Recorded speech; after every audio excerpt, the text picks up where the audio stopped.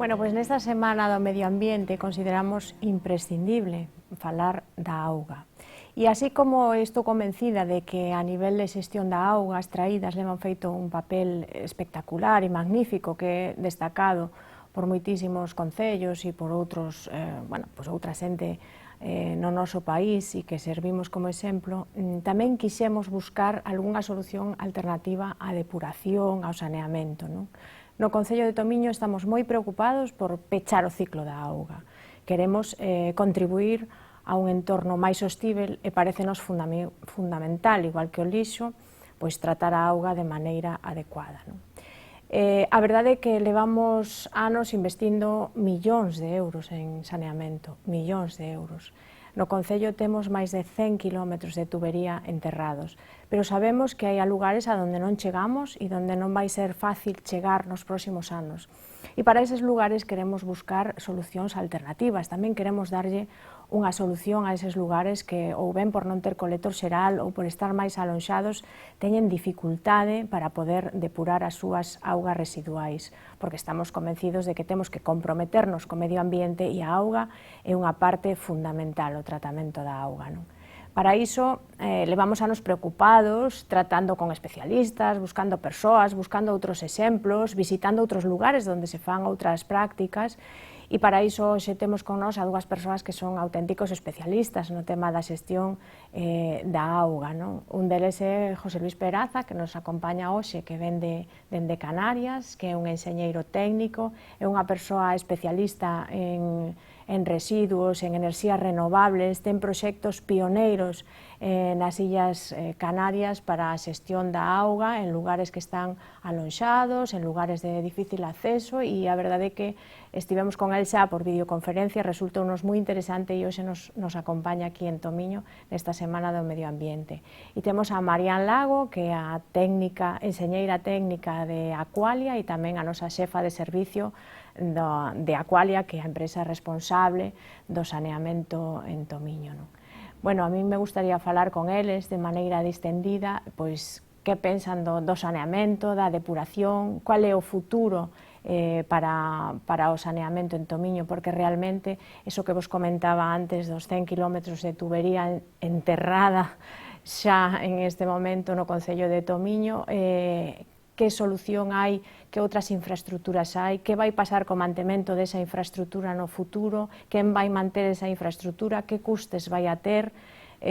Pareceme moi importante facer estas reflexións como administración pública e, sobre todo, darlle unha solución a aquelas persoas que, de momento, aínda non poden ter saneamento e que seguramente necesiten unha alternativa de depuración para as súas aguas residuais e para non contaminar o solo, non? María, non sei se queres empezar. Si, eu vos podo pôr un poquinho na situación do Concello de Tomiño, vale? No ano 2006, cando a Aqualia colleu o servizo, existían únicamente 1063 inmobles conectados. Nos últimos 15 anos, o saneamento se ampliou en cerca do 300% da poboación, vale? Lóxicamente, as dúas parroquias que teñen máis servizos son as parroquias urbanas, tanto de Tomiño como de Goián. Nun concello como de Tomiño, que ten unha superficie moi grande, non é fácil levar o servizo de saneamento ao 100% da poboación. En primeiro lugar, pola extensión e pola dispersión xeográfica do mesmo. Farían falta moitos kilómetros de rede. Por outro lado, hai que unirlle a orografía do terreno, que faría necesaria a instalación de numerosas estacións de bombeo. Neste punto hai que ter en conta a capacidade de Adar de Tomiño. Os habitantes equivalentes tratados na Adar de Tomiño superan con amplitude os habitantes equivalentes do deseño de Adar. Vale? E, por outro lado, o caudal que trata Adar de Tomiño está sistemáticamente por riba do caudal de deseño. Especialmente, aumenta de forma significativa nos momentos de choiva. De acordo aos informes que temos dos xestores da EDAR, a día de hoxe non é viable aumentar o número de abonados conectados a EDAR. Vale, xa está superada. Como dix antes, as administracións públicas levan nos últimos anos invertidos moitos cartos en financiar obras de saneamento. É un servicio básico, pero ten un custe moi alto. Estamos falando que o servicio de saneamento pode ter un custe de 150 euros por metro lineal de rede. Vale. Segundo os datos municipais, en Tomiño hai 5.097 vivendas habitadas, o que supón que o 63% das vivendas habitadas dispoñen de servicio municipal. Están conectados a EDAR. Vale. se ven a posibilidade é moito maior, porque hai moitas casas que, ainda que teñen o colector por diante, non se conectan. De acordo ao decreto 141/2012 e o regulamento marco o regulamento do Concello de Tomiño Municipal de Augas, o saneamento é obligatorio para todas as vivendas que lindan a menos de 50 metros cunha vía pública no que existe o Servizo Municipal de Saneamento. En teoría, todas estas vivendas estarían obrigadas a conectarse, a utilizar o servicio e a eliminar as fosas sépticas. Cales son os retos do Servizo Municipal de Augas de Tomiño a corto plazo? Por un lado, sería necesario minimizar os aportes de augas pluviais. Xa no ano 2019, dende o Concello de Tomiño e dende o Servizo Municipal, se fixo un primeiro traballo de análise e de inspección das redes de saneamento, tanto en período seco como en período húmido. En base a este estudio, nos últimos anos se levan efectuado numerosas actuacións puntuais para evitar estas posibles filtracións. Polo outro lado, o Concello de Tomiño, no momento que está facendo obras de urbanización nos núcleos urbanos, tanto en Tomiño como en Goián na actualidade, está instalando rede separativa de augas pluviais e facilitando aos veciños que se poidan conectar de forma separada. É importante concienciar a poboación de que as augas pluviais e as augas brancas non se poden conectar á rede municipal de saneamento. Outro dos retos que temos no Concello de Tomiño é a búsqueda de solucións alternativas para o saneamento nas zonas que actualmente non teñen servizo. Como xa indicamos, existen informes que indican que na situación actual non é viable aumentar os usuarios conectados a dar. Por outro lado, como dixemos, a extensión do terreno, a orografía e a dispersión xeográfica fai moi complicado a prestación do servizo nalgúnas zonas, tanto por motivos técnicos como por motivos económicos. Por iso, nos últimos anos, dende o Concello de Tomiño, se está traballando na búsqueda de soluciones alternativas ao saneamento convencional e dentro deste traballo se desenrolan estas jornadas. Sí, yo creo que indicabas ahí varios puntos que seguramente podremos tratar con José Luis, que hoy nos acompaña, que es pues, la dispersión de nuestro concello, lo que hace difícil llevar el saneamiento a todas las viviendas o al mayor número de viviendas, y por otro lado la incorporación de aguas pluviales que a lo largo de la red, de toda la red, pues incorporan, y que eso hace que, bueno, que el caudal de la depuradora muchas veces está por encima del recomendado, ¿no? Bueno, José Luis, como experto en la materia y como persona innovadora, nos trae algunas soluciones que creemos que podremos aplicar en nuestro concello, en Tomiño, y a él le quiero dar paso para que nos explique pues, cuáles pueden ser esas alternativas. José Luis. Los temas de depuración son temas que son ahora bastante, se han puesto bastante de moda, aunque llevamos muchos años, lo lleva la Comunidad Europea muchos años exigiendo que lo resolvamos y no lo hemos tomado suficientemente en serio, parece. Entonces, la cuestión que se plantea es realmente qué es lo que queremos hacer y qué es dónde queremos llegar.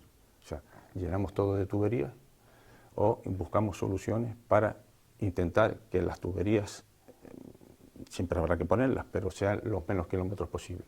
Entonces, como aquí en Galicia también están las viviendas muy diseminadas, habrá que buscar una solución que solucione 4 o 5 viviendas o 10 viviendas o núcleos pequeños para no tener después que hacer un colector que venga de un extremo de la provincia a donde está el EDAR correspondiente, porque lo podemos hacer, no tenemos problema ninguno para hacerlo técnicamente ni nada, pero claro, son obras, son millones de euros y es una cosa que has dicho que el coste del mantenimiento. Eso, ¿qué va a ser de esas infraestructuras en el futuro? Claro, pues tú lo haces, te cueste lo que te cueste, y si lo haces una vez y ya está pagado. No, lo haces una vez y después el mantenimiento a lo mejor es más caro que... Sí. O sea, entonces, todas estas cosas, factores son los que hay que analizar o lo intentamos analizar y buscar la solución que teóricamente y con los números nos cuadren, con los números, los datos económicos, los datos técnicos, nos cuadre la solución más adecuada.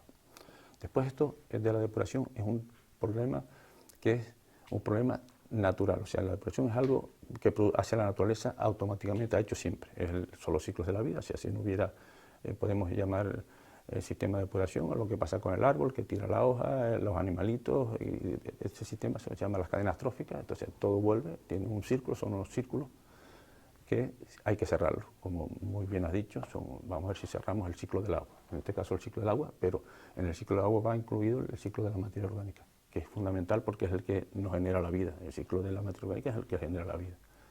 Entonces, si cerramos el ciclo del agua con el ciclo de la materia orgánica y lo cerramos haciendo la menor obra posible de infraestructura, o sea, la mínima, entonces lo que estamos haciendo es que los recursos municipales, en este caso porque es competencia municipal, sean inferiores, lo que sí que sean de menor cuantía y se puedan dedicar para otra cosa, o que los impuestos a los ciudadanos sean inferiores porque estamos gestionando bien los recursos que tenemos en la comunidad.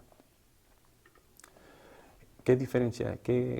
¿Cómo podemos cerrar la cadena esta que hemos el ciclo del agua? Pues intentando imitar lo que hace la naturaleza. Entonces, la naturaleza en cada lugar del planeta usa unos métodos que son parecidos pero son diferentes.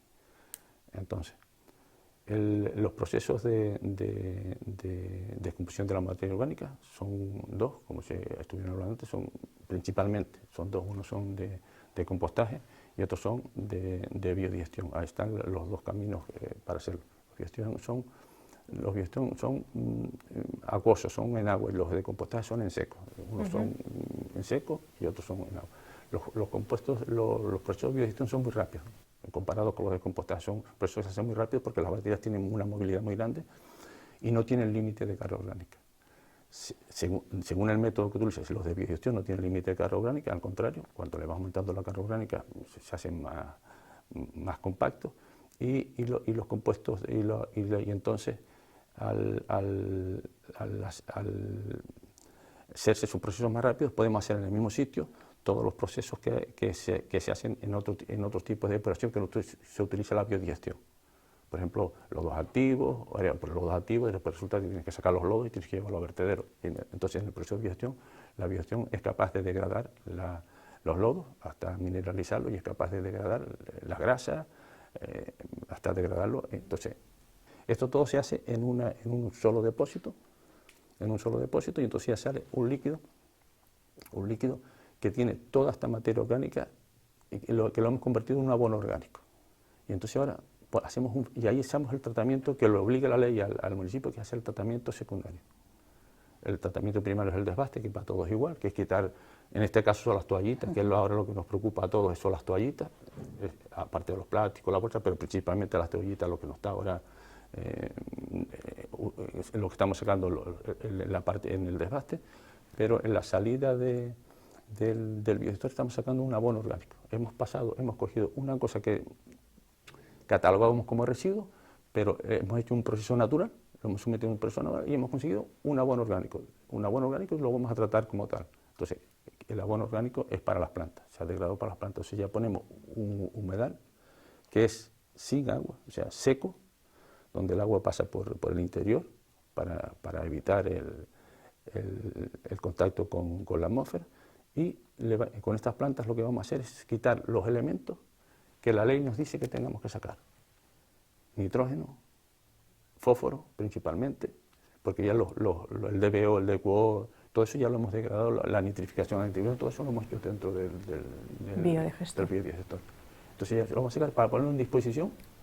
O sea, entiendo, biodigestor y filtración. Sí, en filtración hacemos el tratamiento terciario. O sea, ya sale con el tratamiento terciario del biodigestor, entonces ya del humedal, de lo que es el humedal. Entonces se ponen unas plantas determinadas según las proporciones en que tenemos el fósforo, el nitrógeno, para que salga conforme a la ley el efluente del humedal. ¿Y esto se aplica en casas individuales, vamos a decir así, o se puede aplicar cada 10 casas, 20 casas o domicilios? O ¿tú cuál es tu experiencia y dónde lo aplicaste, en qué lugar fue y con cuántos habitantes, etcétera? Bueno, la experiencia que yo tengo en este sentido ya a estas alturas es bastante amplia, porque yo lo he hecho en granjas.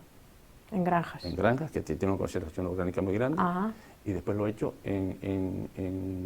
para poblaciones que tienen una carga orgánica muy baja, o sea, son los dos extremos, o sea, que yo lo he hecho los extremos y por ese sentido. Entonces, cuando se hace se puede hacer de manera individual y se puede hacer de manera... de varios domicilios. Sí, a nivel de barrio, a nivel de manzana y a nivel de ciudad, o sea, no hay límite en la población. Estamos hablando que será más grande o será más pequeño. A medida que se va haciendo que hay más población, sale mucho más barato porque se necesitan menos metros cúbicos de biodigestor, porque los procesos de biodigestión tardan un tiempo Necesita un espacio. Tienen un tiempo y tienen un espacio. Entonces, son 3 personas, necesita el tiempo que para 10 personas, que para 20 personas. Lo único que baja es el volumen de agua, porque en la parte del volumen de agua, el agua, vamos a ver cómo, no, el agua es el soporte de la carga orgánica. A nosotros nos interesa digerir, a las bacterias, o sea, las bacterias no se comen el agua. O sea, las bacterias solo se comen la parte orgánica que lleva el agua. Entonces, el agua lo que tenemos que hacer es filtrarla. es filtrarla, pasa y sale. Y lo que tenemos es que recuperar o tratar la carga orgánica que realmente es la contaminante, la que, bueno, eso pasa igual que en cualquier otro en el saneamiento, ¿no? Entonces, si se diseña bien, entonces no nos perjudica que metamos el agua de lluvia, que metamos el agua, ¿Y cuántas viviendas son las idóneas para conectarlas? Bueno, una vivienda igual es muy poquillo. Yo he hecho una fórmula que lo calculo de la siguiente manera. Cuando el interconectar, el llevar o sea, está el grupo de vivienda aquí, que da igual que haya 1.000, 3 millones, lo que sea. O sea, vamos a suponer que tenemos un edificio, un rascacielos donde viven 2 millones de personas. Entonces, la planta se hace ahí. Sí. Pero en el caso de ustedes están las casas diseminadas. Entonces, es relativamente sencillo.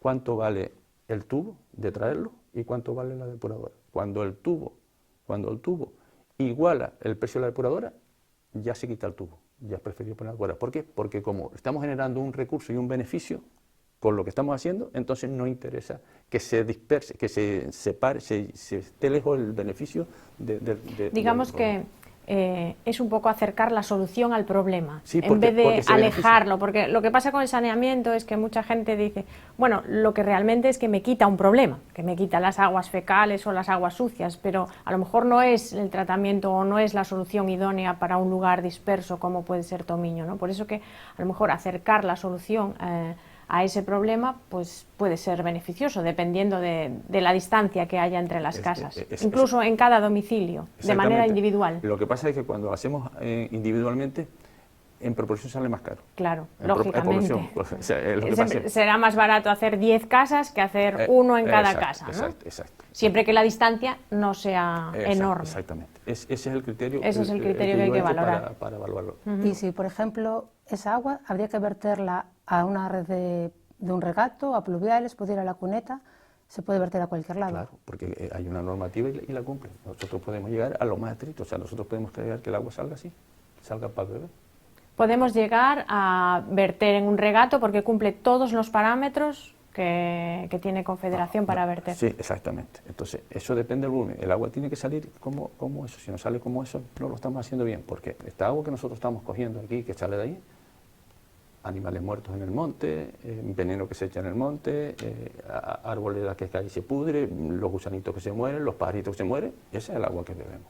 O sea, el ciclo está cerrado, entonces es hacer algo parecido, es copiar, no es nada de invento, es copiar e intentar, regulados por la ley, que nos rige, entonces tiene que tener tanto, tienen que ser los analíticas, los microbiológicos, los análisis empírico-biológicos, lo que te exija la ley para el uso que le quieras dar.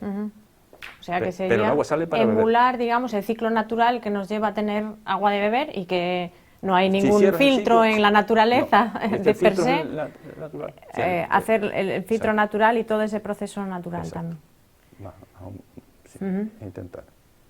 Cuanto más lo exigente, pues la ley ya te exige que haga una analítica más frecuente, igual que te hace con el agua de abasto. Te hace una analítica, una frecuencia determinada. Eso nos evita también un consumo en energía importante, porque hay que recordar que las depuradoras consumen energía, pero todos los bombeos que tenemos en Tomiño, porque nosotros no somos un lugar plano, sino que tenemos, bueno, pues hay accidentes del terreno y hay que superar a veces lomas, etcétera, pues eso tiene un bombeo que es un coste eléctrico energético importante, ¿no? Tanto energético como de mantenimiento. Sí, y de mantenimiento. Si nosotros ahora mismo estamos terminando, si son las depuradoras esa va a asignar el presupuesto para poderla vallar, porque da a un barranco, estaba planificada una estación de bombeo, y entonces se ha sustituido la estación de bombeo por una estación depuradora, de las que diseñé yo. Se ha cambiado la estación de bombeo por una estación depuradora. Porque cada vez que hagamos una estación de bombeo, sale más rentable diseñar en donde va la estación de bombeo una depuradora del tipo que las hago yo. O sea, sale más rentable. Y aquí en Galicia no hay ningún problema con el caudal diluido que le llegue, ni con la posible carga contaminante en un momento puntual. No, porque eso va en el diseño de la depuradora. O sea, cuando tú diseñas, el biodigestor tiene 3 niveles. Un nivel que no puedes nunca quitar para que, si se va la población durante 10 años y después vuelve, las colonias de bacterias que se quedan sin comer se quedan enquistadas y después nada más darle a la cisterna, empiecen ellas enseguida, se propagan como si fuera fuego, así, y se vuelven a colocar. Llega un nivel mínimo, después tiene un nivel que es en el que trabaja, porque claro, por la mañana le llega mucha agua residual, después a mediodía no le llega, por la tarde le llega, o sea, el caudal está oscilando y después tú regulas, con esa carga orgánica, regulas el caudal de salida, que ya lo haces constante, va regulado, va constante para que pase por una humedal, un caudal determinado, para conseguir la calidad, o sea, para que la analítica a las 3 de la mañana de la salida de humedal, a las 10 de la noche, y tal, sea siempre la misma. O sea, eso es así. Pero aparte de eso tiene una parte que es para la pluviometría, que es la parte que tiene un rebosadero por la parte superior, entonces entra, viene una lluvia, entonces entra todo, y entonces llega y colapsa, llega al tope del biodigestor, entonces sale por un tubo que tiene una dimensión determinada para un caudal determinado y va directamente al humedal también. No le queda más remedio que pasar al humedal. Lo que pasa es que el humedal ya aumenta su caudal y entonces en teoría parece ser que la carga orgánica la vas a arrastrar y te va a salir con carga orgánica distinta. No, está calculado para que a pesar de eso la medición, la salida sigue siendo la misma exactamente. ¿Qué pasa si sigue lloviendo?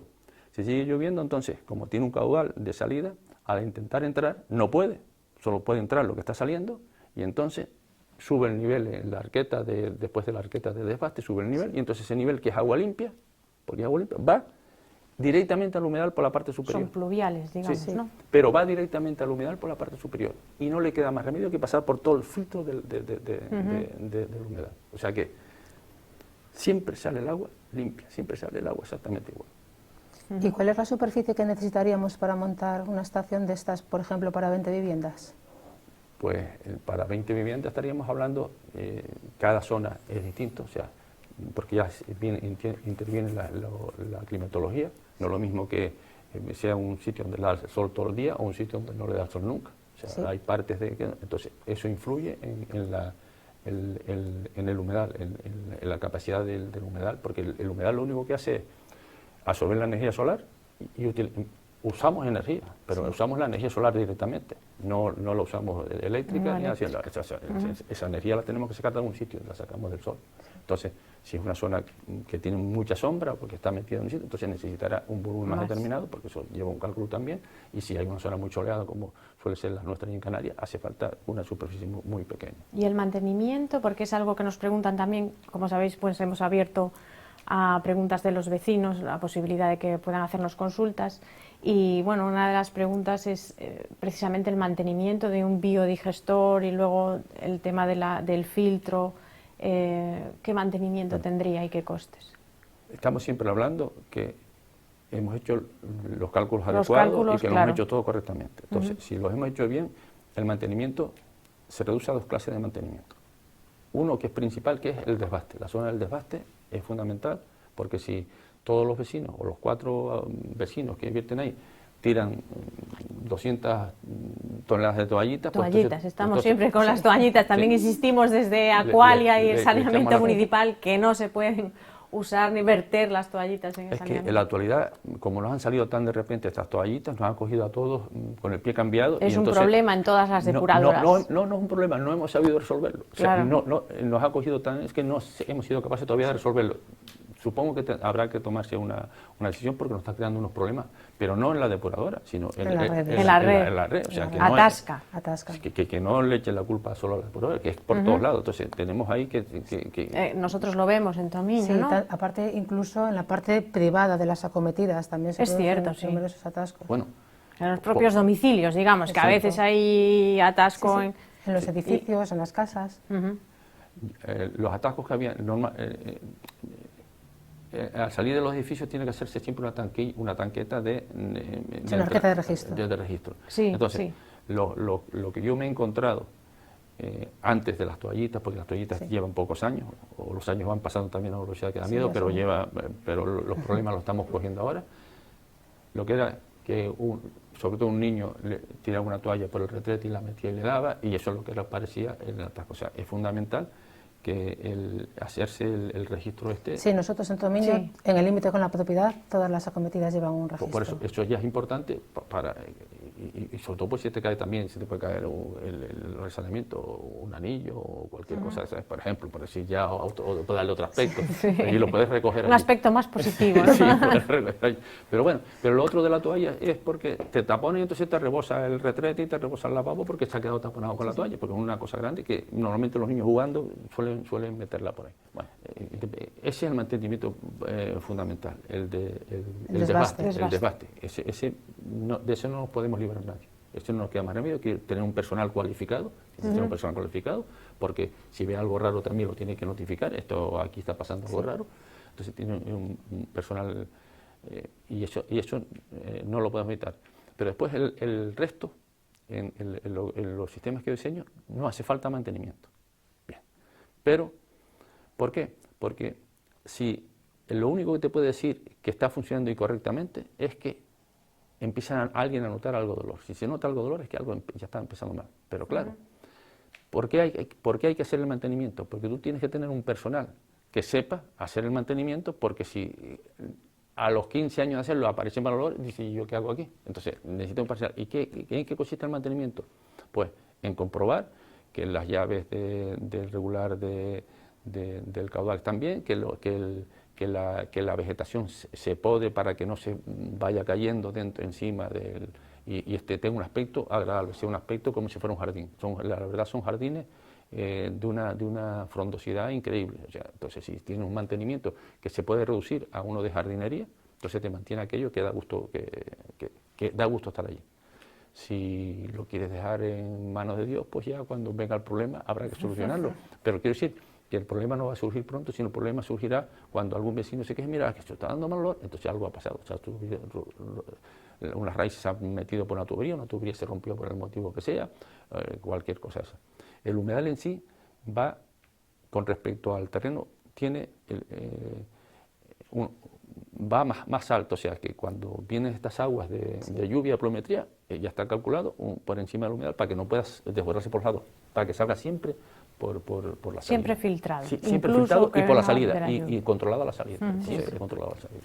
Bueno, yo creo que es algo que en Europa ya se está haciendo, igual aquí vamos con un poco más con esa inercia que llevamos del saneamiento, ¿no? Pero en el Concello de Tomiño en este momento estamos en un buen momento para plantear sistemas alternativos y para buscar otras soluciones que pueden ser, entre otras, como las que tú propones. Para eso nos estamos aconsejando con especialistas. Aguas de Galicia también está haciendo algunos estudios pues de qué soluciones serían o podrían ser acaídas para determinados lugares de nuestro concello. Desde luego, no vamos a parar de trabajar tanto en saneamiento, donde se pueda, como estamos haciendo, pero sobre todo en depuración, ¿no?